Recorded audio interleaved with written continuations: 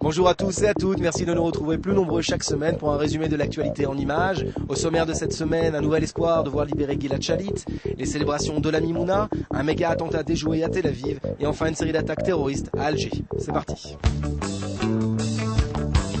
Dimanche, le président de l'autorité palestinienne, Mahmoud Abbas, appelait ses troupes en général et ses services de sécurité en particulier à accentuer leurs efforts pour faire stopper les tirs de roquettes Qassam en direction d'Israël.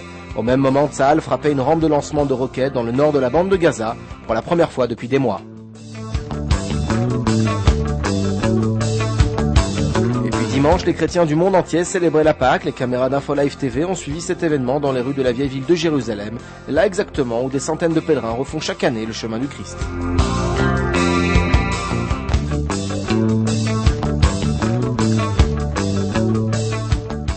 Lundi, la presse titrait sur le retour des négociations entre l'État hébreu et le Hamas autour d'un éventuel échange de prisonniers.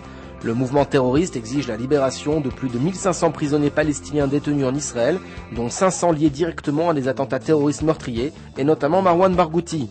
En échange, le Hamas a assuré qu'il libérerait le soldat israélien Gilad Shalit, enlevé il y a 9 mois, à la frontière avec la bande de Gaza.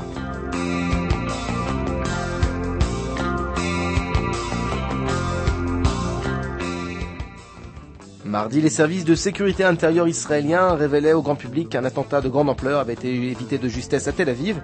Pendant les fêtes de Pessah, un terroriste du Hamas avait planifié de perpétrer un attentat à la voiture Plégié à Tel Aviv, sans passer à l'acte.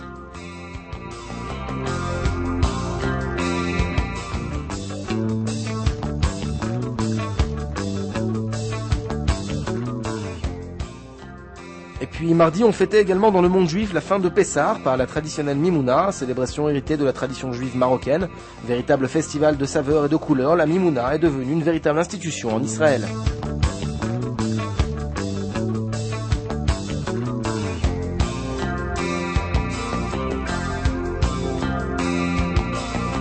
Les titres de mercredi, le ministre de la Défense Amir Peretz a ordonné l'évacuation immédiate d'une maison disputée par les Israéliens et les Palestiniens qui est occupée depuis quelques semaines par des habitants de Judée-Samarie.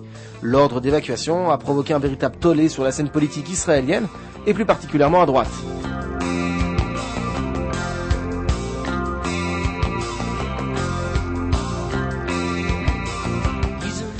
Et puis vous avez pu découvrir mercredi un jeu vidéo original, Peacemaker, est une simulation interactive qui permet d'endosser des rôles divers tels le Premier ministre israélien ou encore le président de l'autorité palestinienne, et ce dans le but de trouver une solution au conflit israélo-palestinien, une initiative ludique particulièrement remarquable.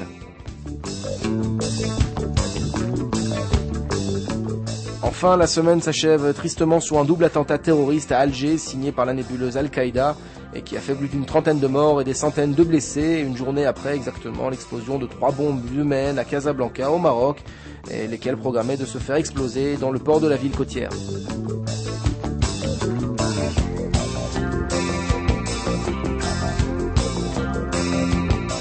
InfoLive a découvert pour vous l'exposition sur le surréalisme qu'accueille le musée Israël à Jérusalem, l'occasion de découvrir ou de redécouvrir pour certains des œuvres originales associées à un mouvement qui a révolutionné le monde des arts au XXe siècle.